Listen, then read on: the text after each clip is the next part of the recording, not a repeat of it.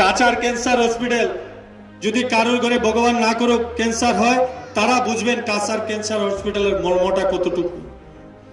সেটা আমাদের ধর্মনগরে আলগাপুরে হচ্ছে। এখন আর দিল্লির এইমসে, এটা হসপিটাল হয়ে গেলে এখন আর দিল্লির এইমসে যেতে হবে না, এখানে প্রাথমিকভাবে চিকিৎসা করাতে পারবেন। আর 1 বছরে ভিশন ডকুমেন্টে সবকিছু পূরণ করা যায় না, তাই যা যা বললাম তার জনগণের কল্যাণের জন্য কাজ করা বললাম। ভিশন ডকুমেন্টের উপরেও আমাদের সরকার, আমাদের নেতা কাজ করে চলছেন।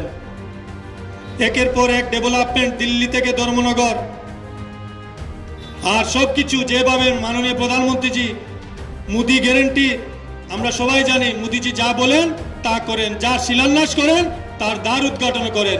আমাদের মাননীয় বিধায়ক যার যা শিলান্যাস করেছিলেন 2023 সালের আগে, তার দ্বার উদ্ঘাটন অনেকগুলো করে দিয়েছেন, অনেকগুলো কাজ চলছে, করা হবে। আর বিরোধীদের সমগ্র ভারতবর্ষ, ত্রিপুরা সহ সমগ্র ভারতবর্ষে বিরোধীদের কাছে মোদি গ্যারেন্টির, মোদির ডেভেলপমেন্ট, ত্রিপুরা রাজ্যের ডেভেলপমেন্ট, ধর্মনগরের ডেভেলপমেন্টের বিপরীতে বিরোধীদের কিছু বলার নাই, তখন তাদের রাজনীতির জন্য একটাই কথা বলতে হয়। তারা একটাই কথা বলবে, সেই কথাটা হচ্ছে বিজেপি তো এবার রাম মন্দির বানাইলিছে, তারপরে আর বাকি সবগুলো আরো কতটা মসজিদ জানি রাম মন্দির বানাই লইব। মুঘল সাম্রাজ্যের কেউ নাই এখন আর। সেই মুঘল আমল থেকে কংগ্রেসের 70 বছর শাসনকালেও ভারতবর্ষে যদি বাইরের থেকে নাগরিক আসতো, দেখুন নরেন্দ্র মোদীর নেতৃত্বে ভারতবর্ষের শাসন ব্যবস্থার বা বিজেপি শাসন ব্যবস্থার মূল লক্ষ্য ছিল অন্তর্দয়।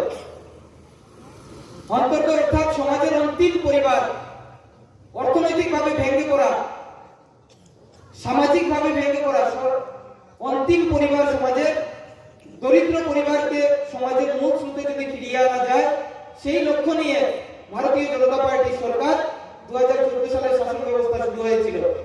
আমরা কিন্তু যোগদানটাকে খুব লিমিটেড করেছি, বলেছি আসলে এই এখানকার বাবা আমাদের যারা কাজকর্ম করেন তাদেরকে বলেছি ভাই বাপ্পারকে জয় করে, সত্যি সত্যি হৃদয় দিয়ে যারা দলটাকে ভালোবাসে, যেমন এখানে আমাদের কালীপদ এসছে, দীর্ঘদিন সিপিএম করতো, এরকম এরা হচ্ছে অবৈতনিক সংগঠক। নয়াপাড়াতে পূর্বতন কাউন্সিলর সিদ্ধার্থ দেব, ডাক্তার শঙ্কু আমাদের সঙ্গে যোগদান করেছে। ভাগ্যপুরের একজন প্রাক্তন সিপিএম প্রধান সিদ্ধার্থ পাল আমাদের সঙ্গে যোগদান করেছে।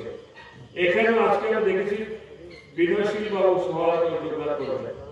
বিনয়শীল বাবু একসময় সিপিএম করতেন, গণতান্ত্রিক দেশ সিপিএম করতেই পারে, কিন্তু আমরা যোগদান করাচ্ছি এই বিশ্বাস নিয়ে হৃদয় দিয়ে আসবে, হৃদয় দিয়ে পার্টিকে ভালোবাসবে।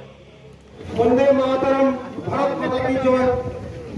আজকে বিজেপিতে যোগদান করেছে সবাইকে জানাই স্বাগতম, স্বাগতম, স্বাগতম। বিভিন্ন রাজনৈতিক দল ত্যাগ করে বিজেপিতে যোগদান করার জন্য সবাইকে জানাই স্বাগতম, স্বাগতম, স্বাগতম।